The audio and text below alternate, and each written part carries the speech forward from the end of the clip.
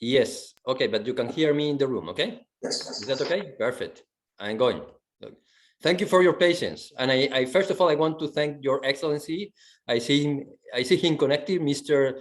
Sueli Menov. I hope that I have pronounced well your name, chair of the important and challenging Ministerial MC12. Thank you also, Your Excellency, the Minister of Trade of Small and Medium Enterprise of Senegal, who will also be joining. Thank you also very much to Angela Ellard, the Deputy Director of WTO, who is going to join us again, and I'm going to insist again in this event because he has been very much committed to the initiative that we have launched it already some time ago. Thank you to the very distinguished representatives of the government of New Zealand and also in France for making the time in the middle of these negotiations that are not easy. And also congratulations, I have to say, for finally setting up the ministerial. We know that that was not so easy. I want also to thank our distinguished speakers and partners, Mr. Arif Rachmat, Chair of the B20 Trade and Investment Committee, Luisa Santos, our Deputy Director General of Business Europe, a partner business organization.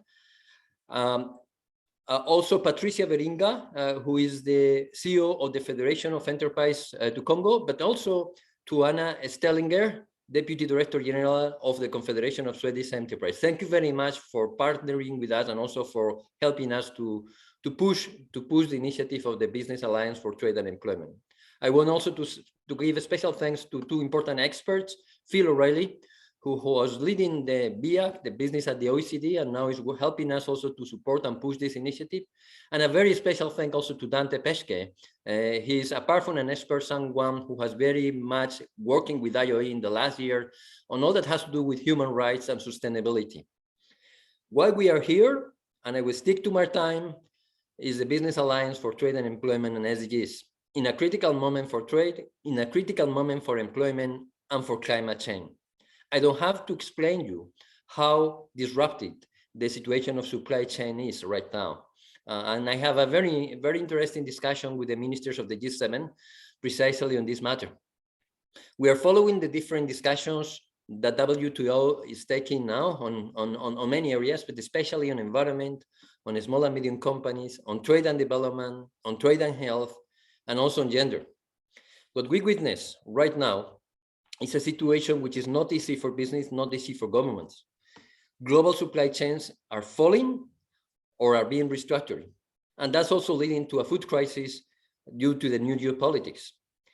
At the same time, requirements for sustainability on supply chains are higher than ever from different angles. Politicians and decision makers are setting up important regulations on due diligence. And we will also discuss these regulations at the international level very soon in the ILO. But also in the ILO, we also have strengthened also the requirements also for basic principles on right at work. And we have included just recently, some days ago, last week, health and safety as a fundamental right. And that's also going to affect supply chains. But on the side of consumers and investors, what is expected from a global player, for a global company, not always a big companies, sometimes very small or medium companies, in their supply chains has changed and goes beyond a mere voluntary approach. On the other angle, sustainability and climate change in supply chains is also changing the dynamic. And just look at the car industry. It's not going away from the internal combustion engine perspective towards electric vehicles. Is that also decades of outsourcing to big suppliers are being replaced by a trend to concentrate on better managing supply chains, integrating separate parts, design, marketing closer together. This is going to be a very challenging scenario. And what we want out from here for these two discussions is precisely to identify joint action in which we can collaborate together. So it's a pity I cannot be with you for health reasons, I have to say, but we are more than willing also to work together and also to partnership in an efficient manner. Thank you very much for listening to me.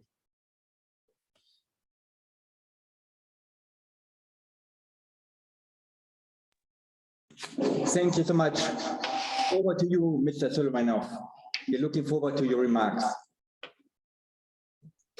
Thank you very much, Mr. Chair. Dear Minister for Trade and Small and Medium Enterprises of Senegal, Madam Aminata Somadiata, WTO Deputy Director General Angela Ellert, Her Excellency Etienne Odo de Danville, Permanent Representative of France to the WTO, Arif Rahmat, Chair of B20 Trade and Investment Committee, Luisa Santos, Deputy Director General Business Europe, and all other representatives of the business community and distinguished guests. Thank you very much for the invitation, for the opportunity to be here at this critical juncture for the world trade, investment, and development in general. And as you know, the MC12 is going as we speak. Very heated and spirited negotiations are underway, but the general spirit and the ministers are hopeful that this time around we will be able to show the political will and deliver on many results and disciplines that the world, the trade, the economies, the people, the employees, the employers are waiting for. So we're very hopeful, and we will of course report afterwards. But let me do my brief introductory speech. It is my pleasure to address you at the opening of this important event. I thank the International Organization of Employers and the European Union for coming up with such an important initiative. Today, we're taking part in the key event in the field of international trade, the 12th WTO Ministerial Conference. It is an honor and great responsibility for my country, Kazakhstan, to act as the chair and co-host of the conference. Today, a trading system based on the rules of the WTO works to guarantee predictability and stability for businesses. We are all aware of the existing challenges we're facing today. The role of businesses is undeniable in our efforts to craft responses to these pressing global challenges. Businesses remain the central force behind most of global trading.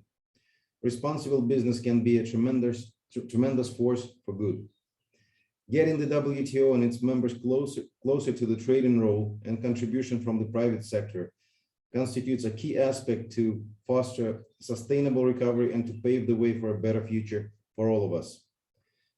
Leveraging from each stakeholder's contributions to a common agenda is key. Trade and market openness have historically gone hand in hand with better economic performance, job creation, and development in general. In recent decades, trade has expanded remarkably, completely transforming the global economy. Multilateral, regional, and bilateral trade agreements have generated gains across the globe with important distributional consequences. Trade has contributed to the creation of jobs in economies and has helped bring millions out of poverty. Furthermore, the current challenges confronting the global trade amid the COVID-19 pandemic and the high demand for jobs for recovery require a more dynamic and sustainable environment for trade and investment, for enterprises to create more and better jobs. The impact of global trade on people depends both on national policy settings and to a very large extent on the nature and degree of international economic cooperation. In this context, deepening our joint activities with fellow business organizations and relevant stakeholders from private sector has become more crucial than ever. Business at MC12 initiative constitutes a clear commitment from business for recovery, for building forward better, and for delivery on what the WTO represents. That is, improving people's lives through raising standards of living, ensuring full employment, increasing real income, and expanding global trade in goods and services while allowing for the optimal use of the world's resources.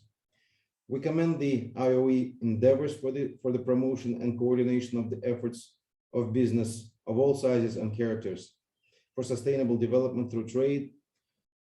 We do need to strengthen the dialogue between businesses and the WTO, as well as other international trade organizations. Dear participants, today's forum demonstrates the WTO's determination to develop multilateral dialogue with the global business community. This platform is an excellent opportunity to discuss the priorities of international trade, cooperation, and integration into the global trade network, especially for micro, small, and medium-sized enterprises. We welcome the traditional preparation of business advice on critical trade and economic issues. Concluding my speech, I would like to once again thank the WTO and all the organizers of the forum, and wish everyone fruitful cooperation and success. And we as ministers have to deliver Good luck to all of us. Thank you so much, Mr. Somelainov. Great honor that you're here, and we wish you really luck and success for your important mandate to make this important conference lasting and full success. Before we start with our two focus panels, just to say that we have interpretation. We have interpretation into Spanish and French. So if you need interpretation, please use them, the little earth at the end or at the bottom of the monitor. As Roberto has said, the Secretary General, we have two focus areas. One is on trade and COP27, how we can better connect the dots, and the other one is on how we make supply chain more resilient. We do directly start with our first panel. Our panelists are real experts on this topic. With us is the Minister Diatta, the Minister of Commerce for Small and Medium Enterprises from Senegal. She is at the moment still in a meeting on Ukraine and will join a bit later. So we will start with the WTO DDG Anga Ellert, who is with us. Also on the panel is Charlotte Frater. She's the chief negotiator on the Agreement for Climate Change, Trade and Sustainability. Thank you so much for coming. And with us is Dante Pesce. Sorry, because he's just sitting next to me. Patricia Faringa-Gilziske from the Federation of Enterprises in Congo. Patricia, are you also there? Hello. Excellent. Hi, Very good. Matthias. Very good. I think I cannot start my video because it's you that has to do it. Oh, no, I can. All right. Okay. Hello. I'm here. Thank you so much, Patricia. But we will start now with Angela Ellert, the WTO DDG. Angela, thank you so much for joining us in this important times for you. Angela, the floor is yours. Hello. Can you all hear me? Good. Okay. Well, thank you very much for the invitation. It's always a pleasure to be with IOE. And yes, MC12 is well underway. In fact, we have a negotiating session going on right now on fish subsidies, addressing the question of sustainability of fish in our oceans and ending subsidies that affect that sustainability. I'd like to make a couple of points because I know my time is limited with you all. So the first point that I would make is that trade is absolutely indispensable to addressing climate change, which of course is the great challenge of our times. One of the many at this point, but a huge existential challenge that we need to address. I think often international trade is, of course, seen as a source of CO2 emissions. But at the same time, the role of trade in addressing, in reducing CO2 emissions is sometimes overlooked. The latest IPCC report says it loud and clear. Tariff reduction on low carbon goods and technologies can facilitate effective mitigation. So that means we need solar panels, we need wind turbines and batteries, we need trade in these products, and we need to make sure that the barriers to trade in those products is reduced so that they are more affordable and that they're easier to use. This could be achieved, for example, through a WTO agreement on environmental goods and services. So I would suggest that's something that you take a look at. It's particularly important for developing countries that need access to clean technology to enable their sustainable economic growth. But it's important on the other side too, to manufacturers of these products to have new markets. So it's a win-win on both sides. Let me turn to my second point, which is that we need common carbon pricing mechanisms aligned with the Paris Agreement. Currently, carbon pricing policies vary in terms of sectoral coverage and price. So there's a wide range from less than US $1 per ton of CO2 to more than 130. So that makes it very difficult for policymakers to be able to determine what the policy should be with respect to carbon pricing. And it makes it very difficult for business as well to adapt. The proliferation of these divergent approaches can generate trade frictions and unpredictability for businesses who are seeking to decarbonize. The worst way to address this, in my view, would be through litigation at the WTO. Instead, we need negotiations to achieve convergence on global carbon approaches, with the needs of developing countries and least developed countries addressed to enable a just transition. So we at the WTO stand ready to help in this regard. We're an optimal forum to lead because we have so many of the members of the world, 164 countries who are members of the WTO. No other organization brings this to the table. And we're willing to join forces, of course, with other international organizations to achieve this goal.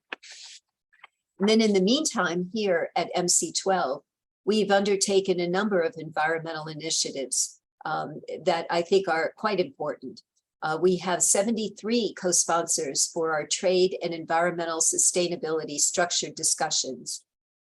We have 72 on the informal dialogue on plastics pollution, and then 47 on fossil fuel subsidy reform. So more than 80 members, representing 85% of global trade, are part of at least one of these initiatives. We had a press conference yesterday on this. In addition, yesterday, we had a meeting with about 22 WTO members exploring the establishment of a coalition of trade ministers on climate issues.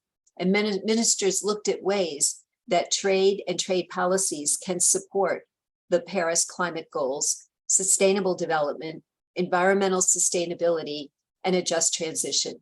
So we're hard at work. Wish us luck, but we need your help too. Thank you very much.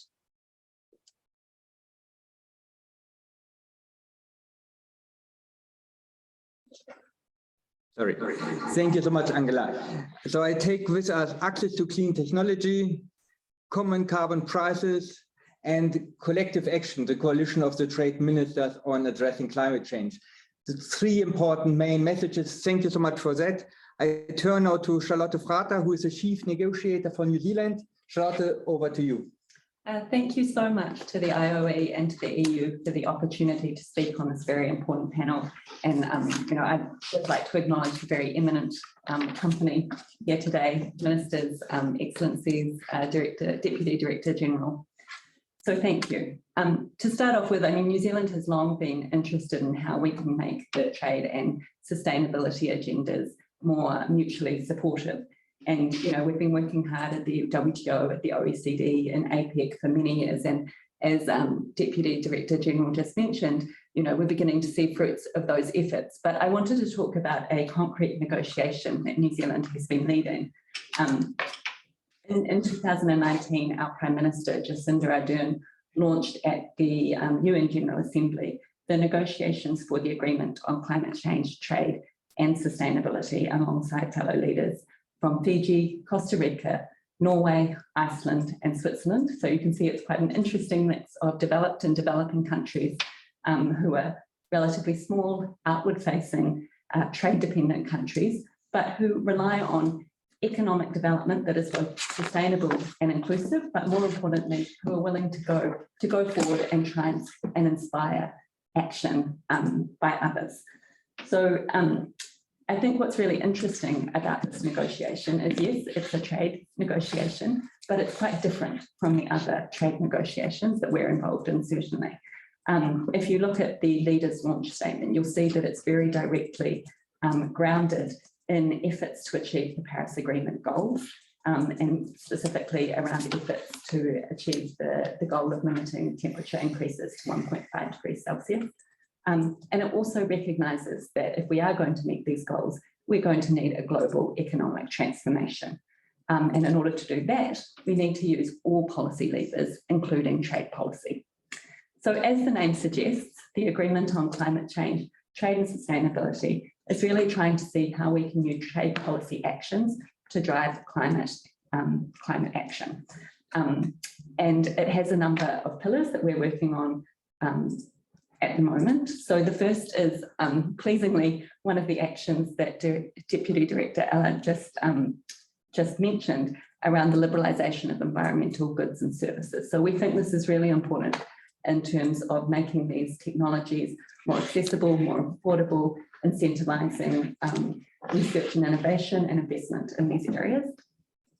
We are also looking to establish best practice guidelines for voluntary eco-labelling to ensure that these eco-labels can fulfill their very important purpose of delivering meaningful environmental information and not become an inadvertent barrier to trade.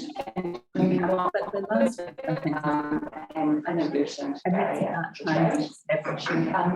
last thing to eliminate harmful possibilities. Now this aligns very much with the attention at COP26 that fossil fuel subsidy reform to reach the pathway. And there are some, if we can take action, even partial action on fossil fuel subsidies would deliver some really meaningful emissions reductions. So, I mean, as we progress in our negotiations, we hope that once we are able to conclude on these 4 pillars, that we will be able to bring other members on the journey with us, that we will also be able to inspire action at the WTO. It's exciting to see all the action that is there at the moment, but also to reinvigorate some of those negotiations and have other members join us. Thank you. Thank you so much for that. And it seems to me that there is a lot of possibilities to work together with the coalition of trade ministers who are focusing on climate change issues. Seems a lot of overlap, actually. New Zealand was one of the ministers involved in that yesterday. So. Excellent, excellent. Patricia, you have heard that there was a huge focus already on access to clean technology.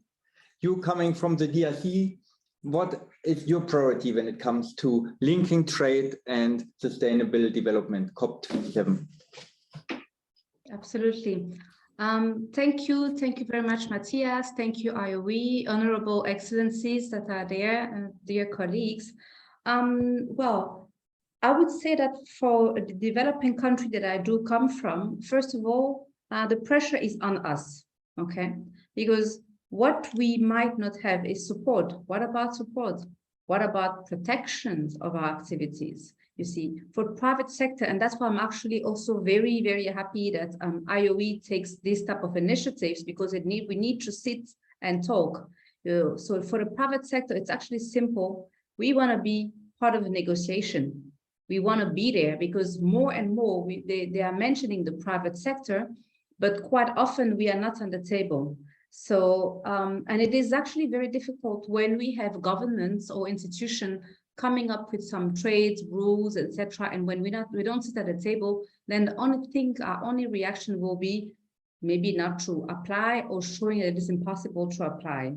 But why is it so difficult to put us around the table? Okay, is there lack of will or lack of consideration? Because I realize that often we participate to many meetings in the DRC. We dare, I would say, with governments, but at the end of the day, it makes us feel like we actually just ticking a box, which is not what we want. And I must admit, in the DRC at the moment, really, I must say that we sit around the table. We have a minister that makes sure that we're there. But still, even when we sit around the table, then when some rules come out, okay, then somehow governments, we would say it's normal, tends to think about their own interest as a government. And that is another problem that we're actually having, you see, because that we want or not, we are the one creating wealth. So we don't sit at the table just for the sake of it, but we're the one creating wealth, okay. And at the moment we have seen development of discussion on supply chain. It was very busy now during the labor conference. But are governments anticipating on all this supply chain? Are they open and transparent discussion? I don't think so. I really don't think so. That is really a problem that we're facing, is that the conversation and the discussion are not transparent. It was mentioned earlier, I think, by Angela. What about movement of goods and people? We are still facing it. I know that in most of developed countries, it is not a problem anymore because as long as you, let's say European, you can move around.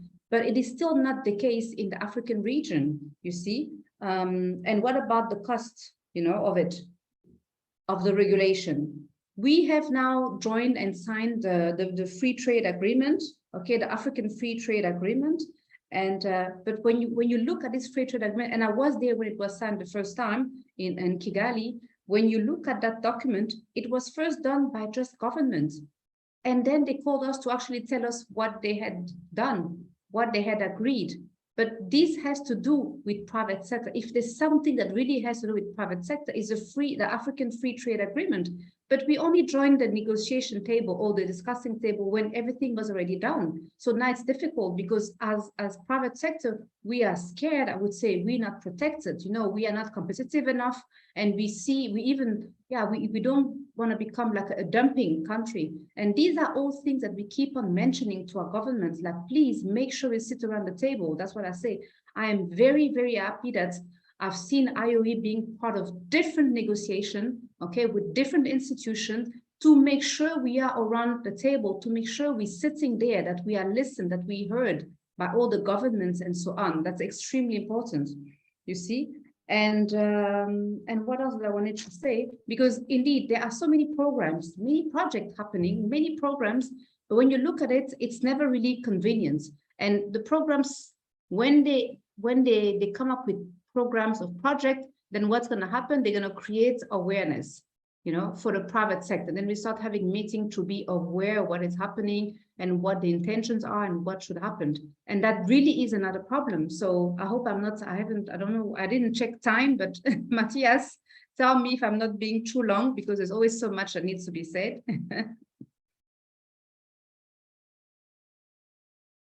I can't hear you. Sorry?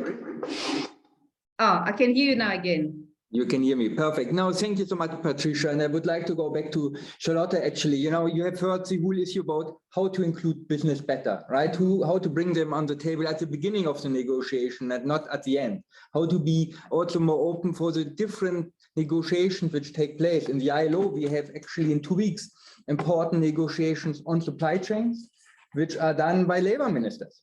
And I can tell you what we see in the ILO is a very negative approach to trade, right? What we're hearing there is that trade is responsible for decent work deficits.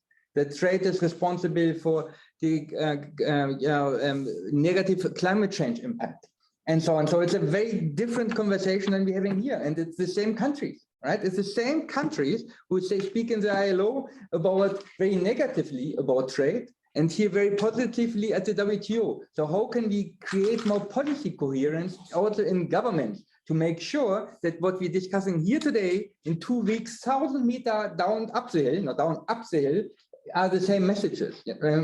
And then the last point, which I think Patricia raised, which is very important, they don't want to be on the dumping grounds. How do you make sure that industry in developing countries who are starting to develop have a fair chance to develop actually, and are not overrun by the competition of much better, cheaper, more accessible products from other countries? So 3 difficult questions, and you still have 3 minutes. Over to you. Now a bit more. And everyone on the chat, you know, everyone who joins us online, please put your questions into the chat. At the moment, I can see only hello, hello, hello. But if you have a question or more substantial comments, we would appreciate it. Over to you. So I think in terms of answering this question, I'm best placed to answer it in terms of my domestic context, and maybe that's an example that others can join on. But, you know, in New Zealand, when the government changed in about 2018, we launched a large consultation process and a new agenda called the Trade for All agenda. And that was really a large consultation that the government undertook with business, with unions, with employers, with our civil society stakeholders, with our Māori Indigenous people, to understand how trade could be more inclusive, how it could be more sustainable, and what people were concerned about and what they wanted to see trade deliver. And through that, we came up with a new agenda called the Trade for All agenda, and that has seen an increased focus on these issues of sustainability and inclusive trade to make sure that it is delivering for New Zealanders across all aspects of our community. So having that consultation has been very important, and we set up a sort of guiding body. Now we have a ministerial advisory board, I guess, an advisory council for our minister who continue to consider these actions, and that includes a cross sector of business representatives, civil society, unions, etc. So for us, that's been an important mechanism. In terms of specific negotiations and making sure they're not a dumping ground, then I think, you know, really that consultation and dialogue continues to be important. So certainly in New Zealand, when we are looking at entering a new trade agreement, we have a consultation phase before we launch the trade agreement, and we do studies to explore the potential benefits, and those are open to stakeholders from across our community, but that is not the end. And we need to make sure that we're keeping that dialogue open during the negotiating process. So we try to publish information about what is happening in our negotiations, to have outreach throughout the negotiating phase, and to, we're always open to people coming and talking to us. I guess in terms of developing country interests, I'm not best placed to talk about that, but I certainly know that for example, in the acts I've just described, we did make a concerted effort to make sure that those negotiations included developing countries. So we have Fiji and Costa Rica who are very engaged on that front. Thank you so much. No, that was extremely helpful. And of course, the initiative we have launched in December, the platform on trade, employment, and sustainable development, has particularly the aim to bring countries who don't have normally the best access to the WTO and gives them their concerns, but also learn from the WTO what is going on. So that is actually the purpose also of this meeting, right? To give on the one hand, the WTO the possibility to learn from Patricia, from you and from others, what are the challenges, and the other way around, of course, you learning and from the WTO and from the colleagues here, what is on the agenda. And I also would like to recognize Phil O'Reilly, who is one of the fathers, your godfather, so to say, of this platform, and you will have him in the second panel. So thank you so much for this one. I still can't see any questions in the chat. Can you go down, Louis, a bit down, so whether anything appeared? There's one. What's happening with respect to pricing of goods generally? Smaller countries have difficulty here as their purchases from big international producers are in low quantities. This is a very specific question, and you are unlucky, Charlotte, that you are here, so to say, to answer all of these difficult nuts, but a lot of challenges, a lot of honor. Over to you. Do you have any idea about the pricing issues? I mean, certainly it's an issue in New Zealand. We see, with COVID, it was very difficult in terms of transport, was a very difficult issue for New Zealand in terms of getting our goods to markets, but also getting imports into New Zealand. And I know that there was a lot of work being done between the governments and the business community to try and keep the flow open to ensure that, issues at the ports and whatever continued free flow. But I don't have any specific solutions, I'm sorry. Maybe. The next panel, Phil is promising you to give you the answer of that. Just for your information, Stephanie comes from our member in Trinidad and Tobago. I don't know by heart how many inhabitants you have in Trinidad, but I think it's about 120,000. So you have a very small market. We can see that, even smaller in Geneva. And you think nothing is smaller than Geneva, but Trinidad and Tobago is actually with 120,000. So that is, but Phil will give you the answer. We have one other question from Gabriela from the USA. What advice do the speakers have regarding the policy coherence question raised? So that was the policy coherence that, as I said, we negotiate in 2 weeks about decent work in supply chain, and the fact that many countries, also which are here now, have in the ILO a very negative approach to supply chains and a very negative approach to trade, whereas we here at the moment trying to push trade forward. Any advice on that one? I mean, I think as the question says, more joint events like this and sharing of top information is really to be encouraged. When I was in Geneva a few years ago on posting, I mean, there definitely are forums where it is sort of institutionalized. The Committee for Trade and Environment at the WTO does have some exchange between different organizations, but I think we can encourage more of that, and maybe the business community angle is something that still needs work.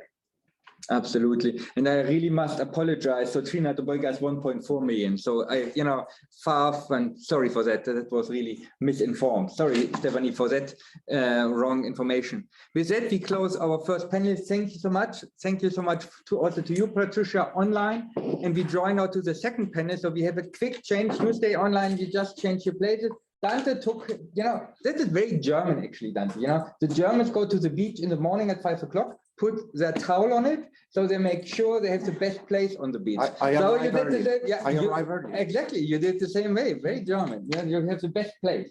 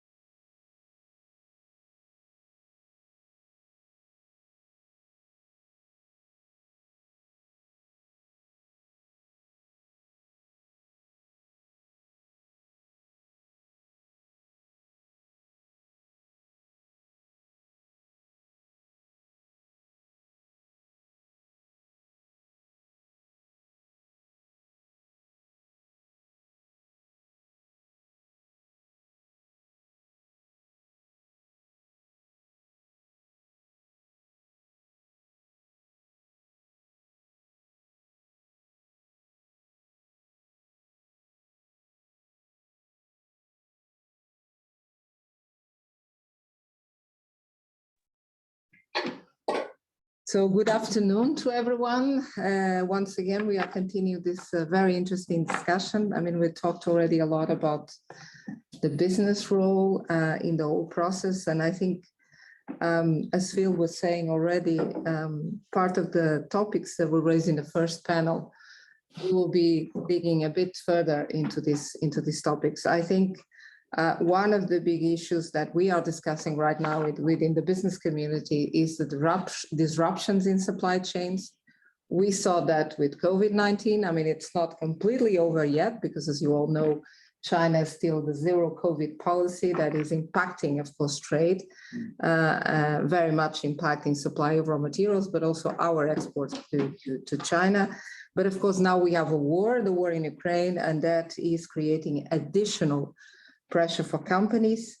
I'm Luisa Santos, Deputy Director General in Business Europe. So, of course, Business Europe, for those who don't know, is the umbrella business organization for all European business. I'm very happy that we have one of our members with us, Anna Tellinger from the Confederation of Swedish Enterprise. And we also have Phil Riley, who is also a voice of business from New Zealand. And then we will have Dante Apesce, who is Director Tyrone Partners. So you're also involved in research in this area, yeah. I understand. And of course, last but not least, actually, our first speaker, Etienne Wto de Danville, is the permanent representative of France to the WTO. So today, what we're going to discuss is how to address the issue of disruptions in supply chains. Is it through resilience, and what is how to make them more resilient? We tend to say in Business Europe that resilience should not equal protectionism. We need to remain open. We need to be able to import to remain competitive in exports. I know this is a topic that France is very much keen to push for a more strategic autonomy, hopefully open, as we all want in Europe, but also more resilience. So, Etienne, the floor is yours for the first initial remark. Okay, thank you very much. So I'm Etienne Wto de Danville. I'm the French delegate here in Geneva to the WTO. I think it's okay for the... Okay, perfect. Maybe first I'll start with, if we look at at the broad picture from a more political view, I think we have been facing for the last 10 years almost several broad trends. The first one, I think it started with the financial crisis and the economic crisis, which came afterwards. It's basically slow down a little bit of globalization. Global trade has been growing slower than economic growth worldwide since 2008, more or less. The second one, you mentioned it, of course, is the pandemic crisis, plus the recovery after quick recovery, extremely quick recovery in countries after the pandemic, which brought some disruption, both the pandemic and the recovery in the supply chains, and which also put governments and companies to ask themselves sometimes questions about how they organize their supply chain, about the just-in-time process, and so on. It brings all the debate about reshoring. And of course, the third one is the geopolitical risk. We all have in mind the Russian war on Ukraine. I should say, actually, if I stick to my words, the brutal, illegal Russian war on Ukraine, Russian aggression on Ukraine. But actually, it started before. It has always been that there are always been geopolitical issues, but it started notably between the US and China. I think in 2021, the US government issued a report on enhancing resilience, but actually the idea was how to be more resilient without China in the US supply chains. And here this is a debate about friendshoring that Janet Yellen introduced a few weeks or months ago. But from a pure macroeconomic point of view, all those three trends are damaging. It brings probably to more inflation, less growth, less innovation, less productivity. If you have like protectionism, the divided world with more protectionism, is all those setbacks. And on top of that, probably the developing countries, especially the least developed ones, will probably be hit stronger than the others. That's what we have been seeing actually after the pandemic, with the beginning of the recovery. The recovery was quicker in the rich countries than the other ones. And we are right now seeing the same thing with the food security crisis, probably least developed countries and developing ones and emerging ones in some cases, more hits, or hit stronger than the developed ones.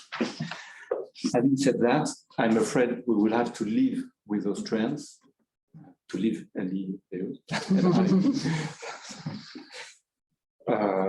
because I think I'm speaking here on my own, but I think they are here to stay a little bit, because this is a new geopolitical reality, and this is probably also a new political reality. There is a backlash in some countries, in many of them, including France, against globalization, a mistrust on free trade. And so what do we do with that to enhance, in order to make supply chains more resilient? This is the title of our discussion today. The first answer, you mentioned it, and we do think actually, like Business Europe, trade is part of the solution. More trade brings more resilience. This is what WTO is about. We've been seeing that during the COVID crisis. So WTO statistics show that they noticed something like 366 measures during trade policy measures during COVID, the first 2 years of COVID, and 60% of them, a bit more, were positive one or more liberalizing ones, and about 30–40% of them were restrictive ones. But just as an example, and here we can do better, we can bring more transparency in the WTO, but also somewhere else, more foreseeability, and we can try to reduce export restrictions to a minimum. And here there is currently going on in the WTO in the MC12, we have 2 discussions for political statements. It's not really strong, it's just political statement.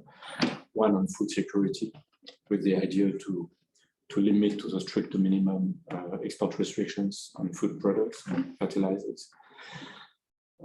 Just in extreme necessity, and it has to be temporary, targeted, proportional. And the same for trade and health, especially trade and essential goods, medicines, vaccines, and so on. Maybe a second idea would probably try to rely more on the digital economy. It was more or less a common feature of the COVID crisis that the digital economy, in some cases, helped economies, national economies, and companies really to be resilient.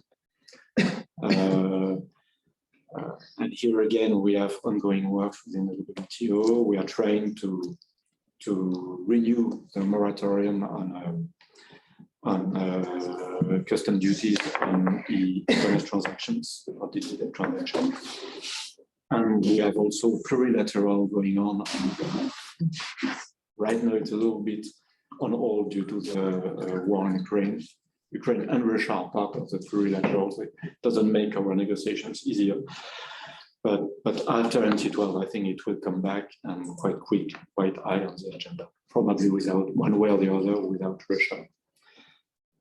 And the third issue, probably the most difficult one for institutions like third way of moving forward, being positive, it's multilateralism.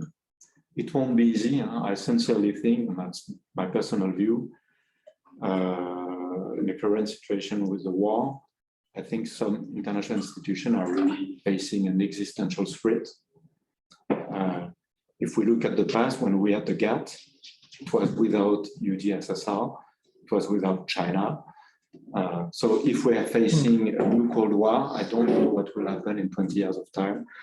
I saw one former DDG from the WTO, from the US, I forgot his name, wrote an article about the idea of having a moral WTO, like a like-minded WTO. I don't think this is a way forward. The way forward is probably so-called friendshoring. Yeah, friendshoring, exactly. The way forward is probably in a more divided world. We need more bridges, more places where to discuss, interact one with another. We probably need more multilateralism, but it will be, I guess, a kind of different multilateralism. And for that, we really need Russia to stop as quickly as possible its aggression in Ukraine. But I'll stop here. Thanks a lot.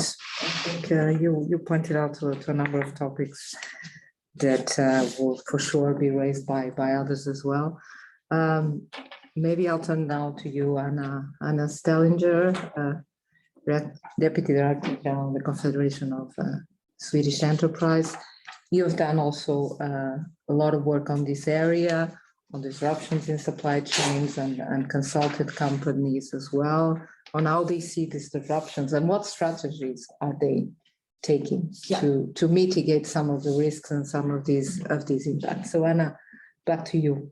Thank you, Louisa, and thank you for this initiative. This is kind of torture to me because I would like to jump into the discussions from the first panel on how to have a better engagement and dialogue between the WTO on the one hand and businesses on the other, because we've been working quite extensively on that. But I will stick to the theme. I think the first thing we need to do, Louisa, is to recognize that companies are still in a perfect storm.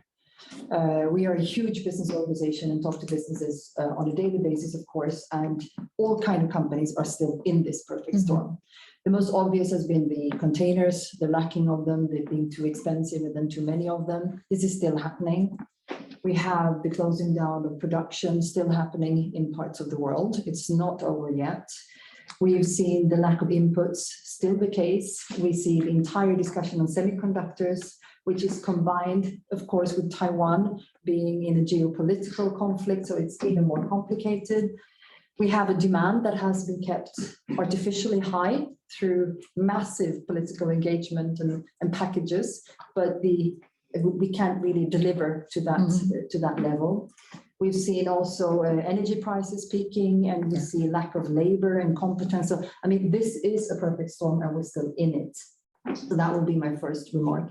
Then secondly, just like you're saying, Luisa, we think it's so important now that there's a huge political engagement in this discussion of sovereignty, autonomy, building resilience, reshoring, that before we take political steps, we really need to know what's happening on the ground. It's businesses that trade, not countries, and we need to know what are the businesses experiencing? What is their day-to-day experience? What's happening? What are their preferred solutions? So what we've been trying to do since the pandemic for over 2 years now is to have regular inquiries, surveys with our businesses, asking them, what are your problems? What actions are you taking? And then after that, we can have a more qualified political discussion. I think that's hugely important. Last time we measured was only a few weeks ago, almost somewhere 3,000, 4,000 companies, importing companies answering questions about supply chains. And what we see is kind of, I mean, it's depressing. More than 8 out of 10 are still experiencing high problems when it comes to supply chains. It was difficult during the pandemic. It has been even more difficult now with the war on our continent. So this is truly a problem. What we see is it's three major problems. The biggest one, experienced by 66% of the companies, are the delays. We still have delays. It's definitely not over. Almost important, more than 6 out of 10 are suffering from increased prices. And those are prices they can't bring all the way to the consumer. And thirdly, we're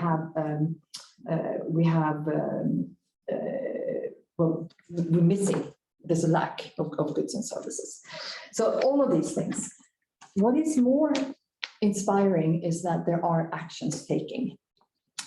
We get this time 67%. It's been more than 6 out of 10 at each survey are taking actions or are planning to take action. So we have very active private companies. And what I think is really interesting is to see what actions are the companies taking. What are their own solution to this historically super complicated situation? And we see quite clearly, it's been clearer and clearer over those 2 years with all our inquiries. The first preferred solution by the companies is to increase stockpiling. Yeah. The just-in-time delivery system is made for good weather. And frankly, it's not good weather right now, nowhere. So we're going from a just-in-time to just-in-case system where we need to have some stockpiling of the most important inputs. That's more than half of the companies are doing that. Second thing they're doing is equally interesting. It's the diversification of suppliers. More suppliers, not putting all the eggs in the same basket. We always also see a geographical diversification, which means that we're spreading out the risk geographically as well. And then only after that, there are other solutions with 1 out of 10 for reshoring, 1 out of 10 for nearshoring. We draw certain conclusions out of this when we talk to the companies, because when you include increased stockpiling for certain inputs and diversification, it's a clear sign that the companies remain global. They want to remain global. They just want to have a little extra time in the supply chains and they want to diversify, but also geographically. Reshoring is not the preferred solution. They also act. That's something we see.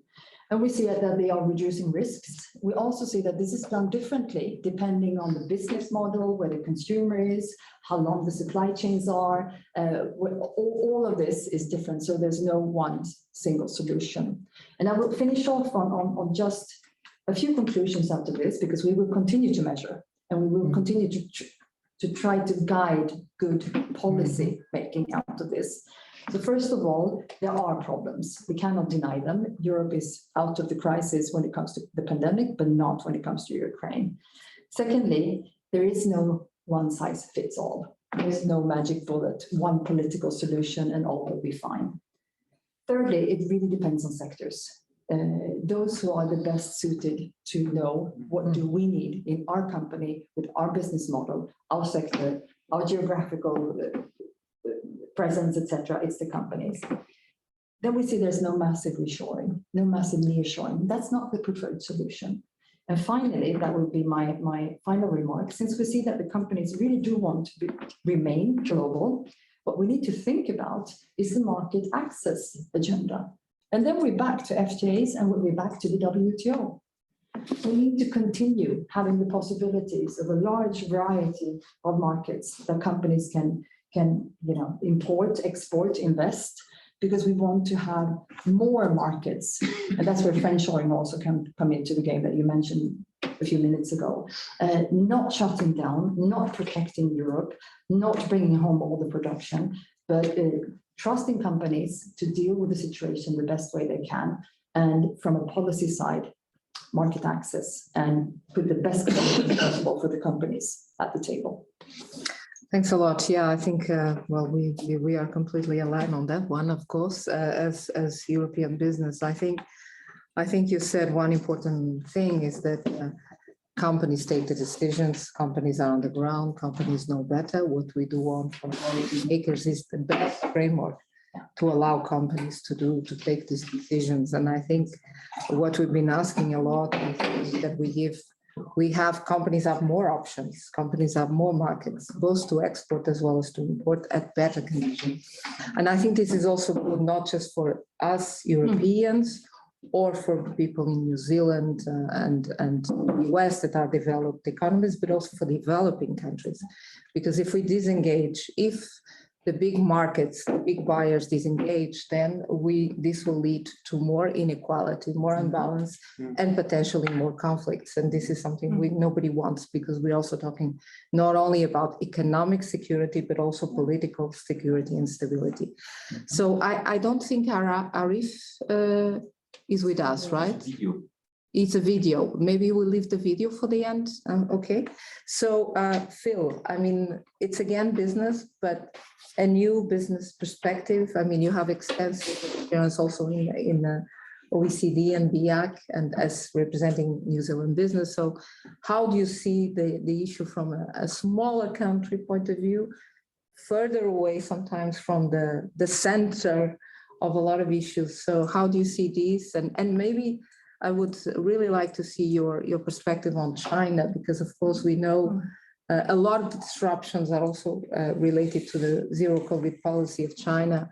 And New Zealand is a country that has a lot of exposure also to China. So it would be good to hear your thoughts on this. Great, well, thank you. And thanks very much for having me along. It's great to be in Geneva for the first time in 2.5 years. My border is creaking open, lazily and painfully, but it's creaking open. Hopefully it's closing in. So let me just start by saying what she said. That's absolutely, I'd agree with all of those points made. But let me start by making what's an obvious point, and it is that supply chains are, those cross-border ones, are reliant on trade. You need trade. It's a function of trade, right? So in principle, the more trade you have between more places, then the more resilient supply chains will be. If China is the only exporter in your life, well, good luck with resilient supply chains. Get the idea? So there's an obvious point to make that the more we can do more things, the better it's going to be. And that comes back to, for example, New Zealand's effort to get a free trade agreement with the EU or the UK and so on. What that does is it gives New Zealand businesses and those other businesses choices. We don't have to go to particular places. We can go to other places, and there's some supply chain resilience that's inevitably a part of that issue.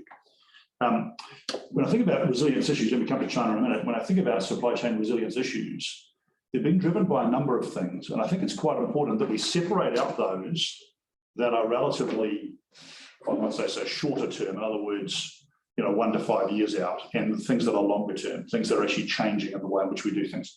So a couple of the shorter term ones, I hope, obviously COVID and its previous and ongoing disruptions been a big cause of it. There's no shortage of boxes in the world, they're just in the wrong place as part of the issue we face with COVID. And of course, continuing lockdowns in a really, I think, a rather mistaken and Don Quixote-esque quixotic view that China will be able to keep out Omicron, just extraordinary. So causing those kinds of lockdowns and stand downs in Shanghai, but it's elsewhere in the world. I mean, even in New Zealand, if you get COVID, you've got to self-isolate for 7 days by law, as does your family. Well, good luck if you're running a small business, all of a sudden 3 or 4 people are at home and you've got the same issue. I've had people not being able to meet with me in Europe over the last few weeks because they've got COVID. So COVID is definitely an issue, but you'd hope that over time it's a temporary issue. It's not a forever issue, 2 or 3 years perhaps. And in that context, I hopefully say the Russian aggression and war in Ukraine hopefully resolves one way or the other, and we move on to whatever the next normal is there. Obviously, we'll have views in this room about the desirability for a good outcome for Ukraine there, but I don't see that as being a forever issue one way or the other. But there are a number. So there's a group of issues that are kind of in our face right now that are 2 to 5 year issues maybe. But there's a bunch of other things that are going on that are much more long run and much more interesting to me in terms of how we might think about supply chains out in the future. The first is changing consumer demand. Some of this was brought on by COVID. I don't know about you, but when I was sitting at home in isolation in New Zealand, I suddenly found internet shopping. I didn't think I would. I'm an old guy, but I found it. And I love it. And so so for me, a lot of the global stuff that I used to go to Paris and buy, I now just get. So that acceleration of e-commerce, the acceleration of changing consumer demand, accelerated by digital, accelerated by Zoom and so on, has changed supply chains forever. And we just need to be cognizant of that. Second, geopolitics, and this is to your point, geopolitics has changed supply chains, I think, forever, certainly for the foreseeable future.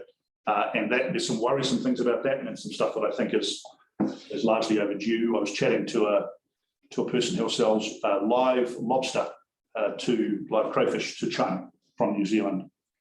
I was saying to him, are you going to be able to diversify your markets? He said, well, I get a 40% price premium in China to sell it to China. And all of a sudden, he's got to realize that that's a risk premium. He thought it was a price premium. It's actually a risk premium, because what we're finding is the countries like China in particular, but countries like China will use supply chain dependence as a political weapon when it suits them. And if you don't believe me, I'll give you Australia, where exactly that's happening. And you're already seeing threats of it, gentle threats of it, happening in New Zealand when we speak up about Chinese interference in the Pacific. So those geopolitical drivers are a real driver, I think, of resilience. You need to think about different places, because now the risk premium of over-reliance on China or any one particular market becomes much more obvious and much more of a risk, I think. And that's not an anti-China thing. We'll always do a lot of business with China in the Pacific, obviously. They'll be our largest trading partner forever, I would think. But it means that we need choices. It means that we can't put every lobster in the Chinese basket in order to move forward. Next big change that's going on is the changing nature of manufacturing, 3D printing, the rise of dark factories and so on, which removes some of the previous arbitrage opportunities for doing business in Africa and Southeast Asia in particular. You are manufacturing in those economies because of arbitrage on power, on generation power prices and labour costs. At least one of those has gone away, labour costs, because you now don't have any labour particularly. So that will tend to mean, certainly at the high end of manufacturing, more and more of those things come back to developed economies, because wouldn't you be close to a developed economy if you're selling into a developed economy? Why would you take the risk? So that's changing supply chains. Next point is this desire for just in case rather than just in time, the idea of stockpiling. That would tend to make you think differently about how you utilise supply chains, where you're coming from. It will also tend to make you think about redundancy. So a good example is to use the Australian example, where they do a lot of business in Asia. I've been making the case to them for some time that they should be thinking about having redundant capability in New Zealand, redundancy capability in New Zealand. Because who's going to close New Zealand down? I mean, we're expensive, but gee, why wouldn't you think about us? We're an easy place to do business, zero corruption, and so on. So that changes the nature of the game, I think. The idea of just in case, not just in time, changes the nature of the game about where you go for some of those supplies. And I think inevitably, no matter what happens, that will impact supply chains.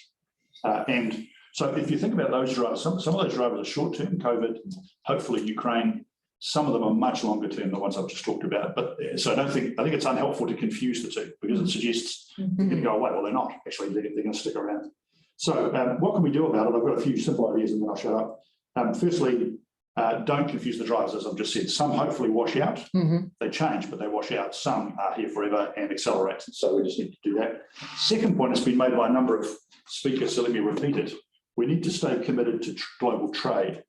Oftentimes, poor supply chains, it's taking 3 months for my T-shirt to arrive or whatever, is a win for protectionists. It's a win for them. They say, you can't trust these global players. We'll do it here at enormous cost to everybody. So we need to stay committed to global trade and look through these issues and say, how do we make changes?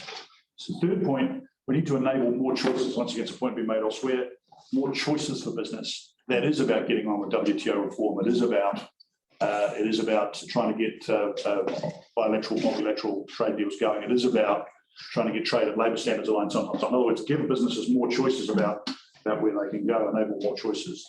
Fourth, go green. The idea of building public commitment and certainly NGO commitment to trade is, I think, a big part to do with climate policy. That's why it's very important. We had the first session we had this afternoon. We need to be thinking more about how we go green and by doing so, build public support for what we're trying to do. Sixth point, work with governments and authorities about removing any barriers we can at the border. We still have, with the supply chains that have broken and cracked, are made even worse by customs and border controls that are just stupid and not fit for purpose or political or corrupt. So we need to work with governments really on cross-border issues at the border to make sure that they're as good as they can be. 7 point, be clear about the new trends. What are these new trends? How can we think about them? And I think it's business's job to explain that to WTO officials and to negotiators and to governments to say, here's what we're seeing. So here's how you can help us with the new work that we see. And the last point I'll make is a point I make every time I speak about trade. We need to explain things in plain English. We've got a terrible habit in trade of being full of capital letters and acronyms and numbers and stuff that feels very much like I'm in the tabernacle, with all due respect to my Catholic colleague. We need to link simple language to what's going on here. We need to explain what's going on here matters to communities and matters to their prosperity in language that my mum would understand. That's what we need to do more on. So I'll finish there. Phil, very, a lot of food for thought, but maybe Dante, I will pass on to you because of course you have more of an independent view. Yep. So you're not government, you're not business.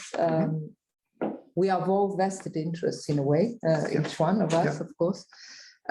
So what is your more independent view of the situation?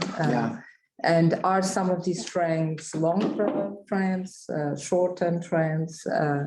Is this situation of constant disruption in supply chain something that will become a new normal because we will have new things, new geopolitical risks somewhere? So Dante. Yeah, I would like to compliment, well, first of all, thank you for the invitation to the IOE. I would like to include some reflections from the upstream. All my work for the last 21 years out of a research center in a university working on sustainable business, and that's in a business school, and providing services to actually many industry associations and companies too. We call them learning labs, but they call them consultancy. At the end is the same work, kind of the same work. So that's one thing, 21 years from the angle of the upstream. Looking to clients in the global north for the most part. So that's one perspective. And the other one that I served 6.5 years as an independent expert for the Office of the High Commissioner, specifically in the area of business and human rights. And as chair of that working group, I led the evaluation of the first 10 years of implementation of an international standard on human business and human rights, the guiding principles. So a few reflections. One, the number one obstacle for advancing responsible, sustainable business is the lack of policy coherence. So our governments fail miserably in doing their job, let's say. And we have the standards, yes, but either capacity, lack of political will, or silos, there is very little policy coherence. And the policy coherence doesn't happen at the UN level.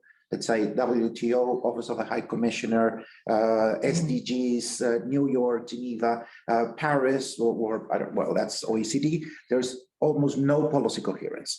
And therefore, the narrative or the push becomes very complicated when you have to implement in practice by industry associations at local level, export-oriented industries, smaller companies that don't have a function to connect dots and to make things work in a reasonable way.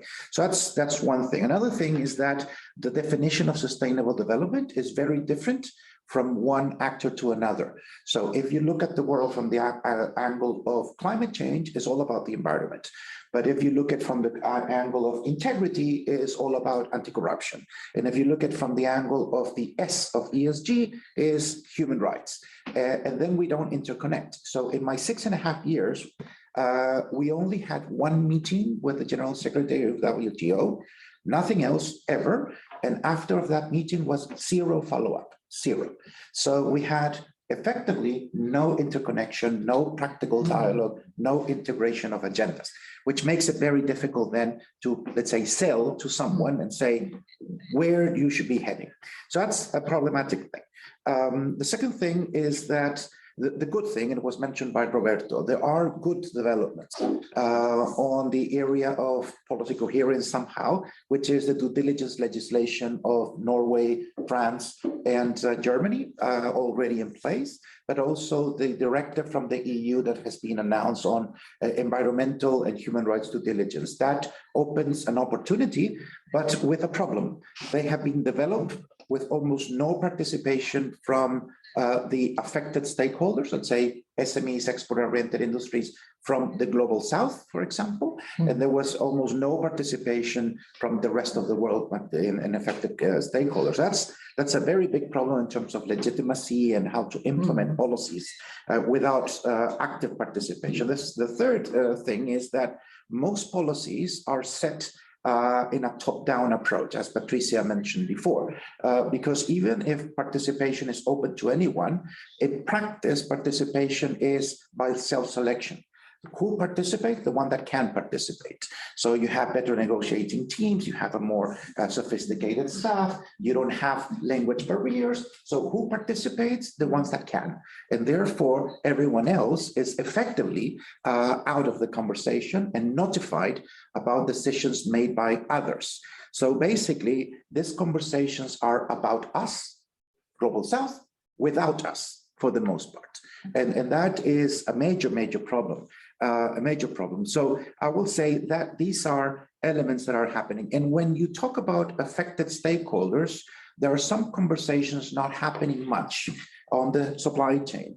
There's a conversation of the winners and the energy transition, the transition minerals, etc., but not the losers. And there are a number of losers. For example, countries that depend almost exclusively on oil. How are you going to reconvert you when 90% of the revenue of the state is oil production? So it's absolutely against their interest to transition. And they don't want to transition, not because they don't care about the environment, it's because they cannot afford to not transition. And also we have the energy transition requires transition minerals. And the minerals are being, let's say, produced in places where there's high level of corruption, high level of conflict, and there's a square to be circled or the other way around that has to work based on participation, engagement, let's say consent, legitimacy at the end. And then one final observation about what I see good opportunities into the future is that China is kicking in. Actually, tomorrow there will be a 5 hours event in China organized by industry associations there on due diligence, with Norway participating, German participating, the EU participating, the OECD participating. And the conversation is about practical implications of mandatory due diligence, environmental and human rights on their supply chain. And that opens a very interesting opportunity to include China in the conversation and hopefully push them into being, let's say, a positive force, rather than be someone that is not really contributing to solve this governance challenges and issues. So that would be my contribution. Thanks a lot, Dante. I think it was interesting to hear this perspective about the due diligence, because due diligence is becoming a challenge for everyone. And I understand you're talking more of the perspective of the global south, but even for the global north, because of course we are also needing to readjust our supply chains, because our visibility on supply chains is sometimes limited as well. And our power to determine these supply chains does not go much further than first-tier suppliers in many cases. So this is putting challenges also in our company, especially the smaller ones. And also legal liability. Yeah, absolutely. So it's also an area where we have an impact. Look, I know we are constrained in time as well, and we still have a video to watch. And we have questions. And we have questions, indeed. So maybe we take, because I would prefer to leave the video to the end, because otherwise, I mean, this is going to cut immediately the discussion. So the questions. It's about IPR waiver for vaccines and related products for COVID-19. Nobody should be left behind. IP waiver for vaccines that will pursue seek views of panels. Okay. it has an indirect relation with the topic, but maybe to have a broader perspective on this, and I will start with the ambassador, with Etienne.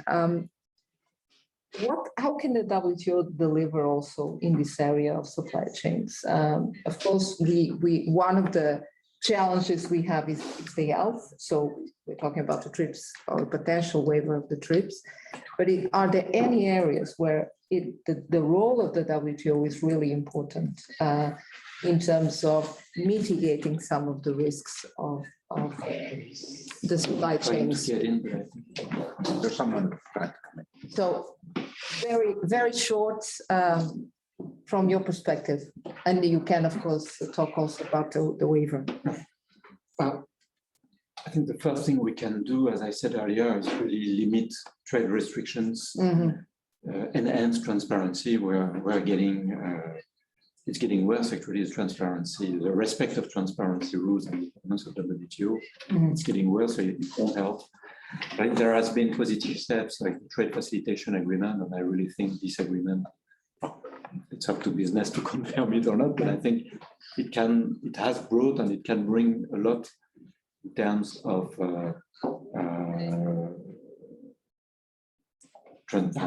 foreseeability, previsibility, predictability, that's it. We're all looking for the words. And resilience. There is another issue with DG, Mrs. Ngozi Okonjo-Iweala has been trying a little bit to work, but right now it's not at all in our agenda.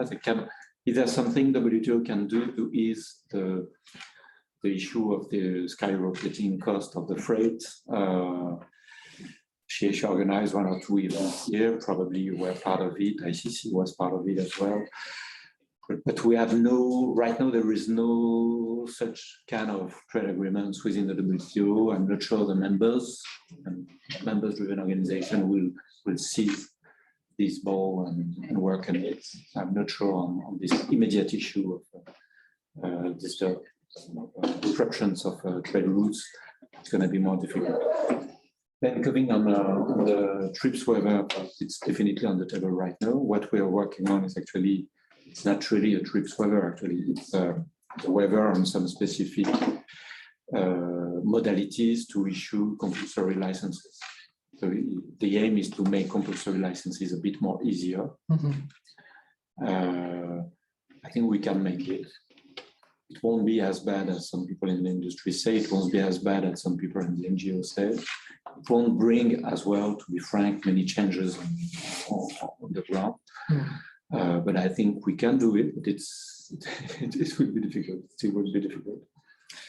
But what I think what has been clear is the existing system, national IP laws and TRIPS, but TRIPS is only one small part of the national IP laws and systems, has been quite efficient in this crisis, because in less than 2 years, we were in a position to find, collectively, to find vaccines to produce more than I don't know, maybe 12 billion vaccine doses right now. And the issue is more how do you distribute it? But we can't say that the system has been failing in terms of innovation, finding it, production. Yeah, absolutely. Anna. Can I make a super short comment just on what Dante said, because I think you're touching on something very important. And when it comes also to the involvement of stakeholders, I'm quite humbled to this question. As you may know, Sweden is one of the biggest donors when it comes to development aid, and I myself was the Director General of the National Board of Trade in Sweden, helping Liberia to become a member of the WTO. So we have people stationed in Monrovia for 5 years, and building up a confidence between the government and the stakeholders, and starting to create a system for stakeholder involvement, including businesses, SMEs, women out in the small villages, understanding and getting the information on how they can participate in the discussions on trade and their needs when trade negotiations are taking room. It is not the same thing as doing it in Stockholm, organizing an event on a rooftop or with a glass of wine. We have different worlds. We need to respect that, and we need to work on that.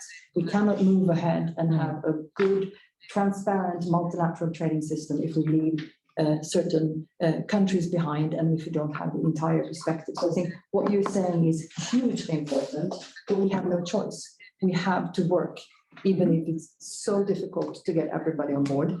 We need to get also the business stakeholders, all the stakeholders, more constantly, permanently, regularly invited to the table at the WTO. That's the way the WTO can move forward. It's going to be hard work, but we have to all stick together and do it. I can follow up on that because it's a very important point. His Excellency the Ambassador just talked about whether the WTO can play a part in resolving supply chains. Yeah. Mm-hmm. And I think, Sir, that you made a really good point about saying, well, probably not formally. There's nothing in the WTO that says we can do that, yeah. But you can talk. You can bring people together and act as a convener of smart minds. And I think there's a lot to that. You know, the idea of making the WTO more open to the very point, Liberia, to make it more open to Trinidad and Tobago, to say, well, look, we're not negotiating stuff today, but we're certainly interested to hear from you and convene these kinds of things and say something about that. So I think there's a lot to be said for driving WTO relevance, not just through the usual ways. And the life between the MCs. Exactly. Things have to happen between the MCs. Exactly right. Yep. Can I say 2 points on very shortly? Absolutely. On the due diligence element. Let's say my view is very positive. We need to make it work. And there are 2 elements that are, let's say, described and presented all the time by local stakeholders in the world that I'm familiar with. One is pushing risks and cost of avoidance and mitigation to the upstream business partners. So who pays, basically? And then de-risking by disinvesting. By disinvesting, letting the most vulnerable effectively out or behind. So you pull out from risky countries, risky regions, risky products, etc. And that it is basically pulling out leverage. Yeah. And without leverage, then locals are completely left behind. And that's a very significant risk out of the due diligence legislation that is being pushed. And actually, I have those notes for tomorrow in China, because I've been invited to basically say that to the Norwegians and the EU, OECD, and the Germans. That's basically say the mitigation efforts have to be put in place as the due diligence legislation is put in practice. Otherwise, they're going to be big time losers, which are the ones that should be first in place to be uplifted or supported. So thank you again. Thank you so much. Thank you everyone for these really, really interesting remarks. We have from Stephanie Fingal, from the IE member in Trinidad and Tobago, the final word, the world wealth must serve the needs of all people. I think we all would agree to that. Thank you so much, Stephanie, for your active engagement. Thank you all. Let me think particularly Luis Rodrigo and Monique Depierre, who have, dealt with the International Labour Conference, with the IE Business Leaders Summit, with the Centenary Dinner, and with 100 boards which they had at the same time in the air, and then, by the way, organizing this panel. And I just take now the camera and turn it around so you see them, actually. So that is Monique, and that is Luis. So thank you so much for their great, great work. We have now the video. The B20 The B20 is the voice of business at the G20 is extremely important, and we're very lucky to have his final remarks from Mr. Arif Rahmat from the B20 Indonesia.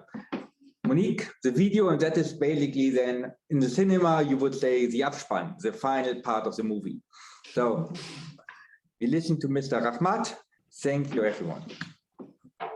Greetings, everyone, distinguished speakers and all participants of this forum. First of all, I would like to thank the International Organization of Employers, or IOE, for inviting me as the task force chair for the B20 Indonesia Trade and Investment, as well as a member of the National Board of Indonesia Employers Association, or APindo. I understand a lot is expected out of the 12th WTO Ministerial Conference. However, allow me to use this occasion to share our views and notes related to promoting trade, employment, and sustainable development at this forum. Ladies and gentlemen, trade and investment have always been the backbone of global economic growth. For decades, innovation, employment, and human development have been propelled by trade and investment. Unfortunately, global trade and investment have been slowing down in the past decade, with the contribution of global trade to GDP declining by about 0.2% compared to 2% growth over the preceding 3 decades. The COVID-19 pandemic certainly has caused the trade to decline. During the pandemic, FDI inflows dipped as much as 40%, with flattening growth forecasted in the following years. Yet, as GDP fell, many countries seemingly adopted more protectionist measures in trade and investment than ever before. And this is even before we take the implication of geopolitical tension into account. So this is a worrisome trend that actually precedes the onset of the pandemic itself. And we believe that this trend will survive the pandemic if economic leaders do nothing to reverse it.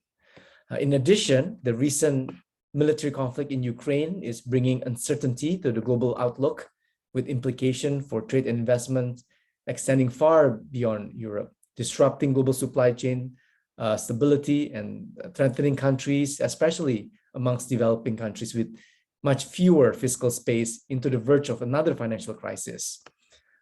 In fact, the conflict has exacerbated the severe disruption to the global supply chain that is still recovering from the pandemic.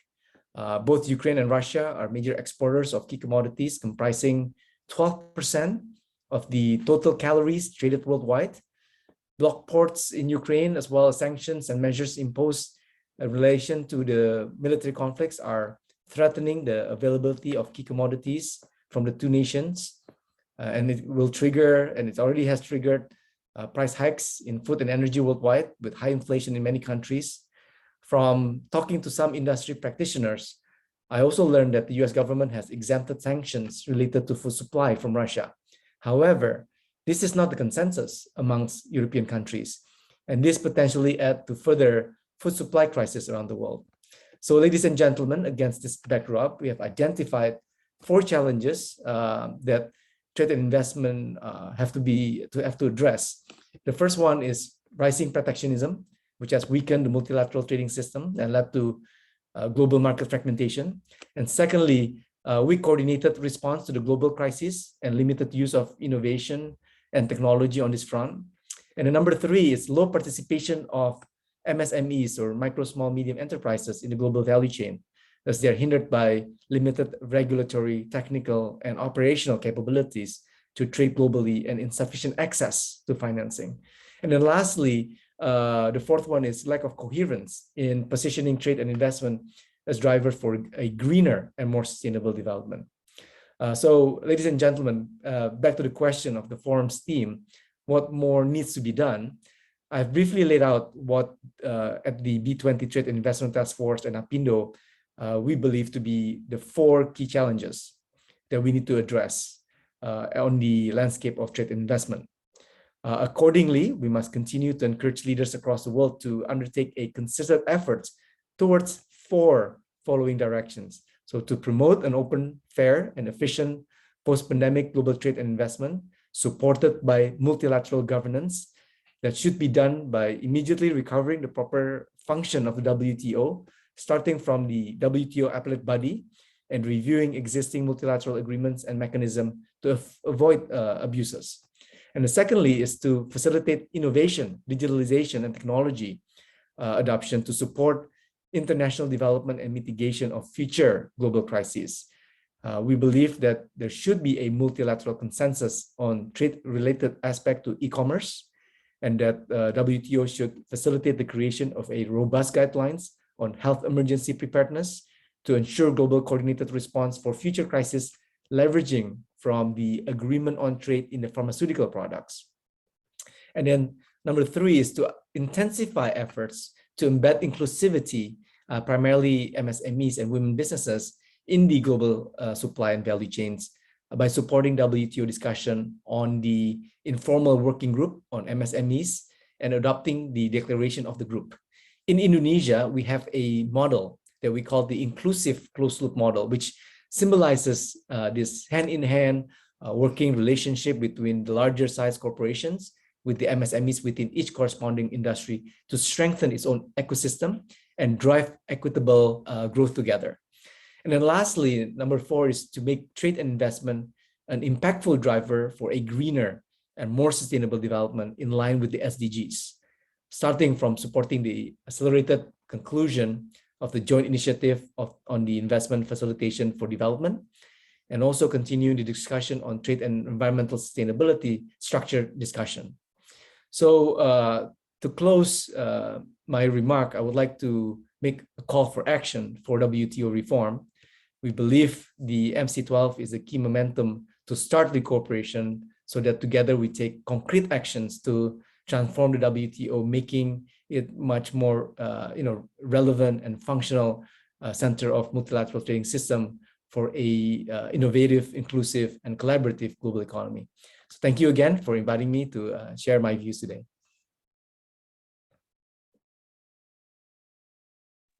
To this conference.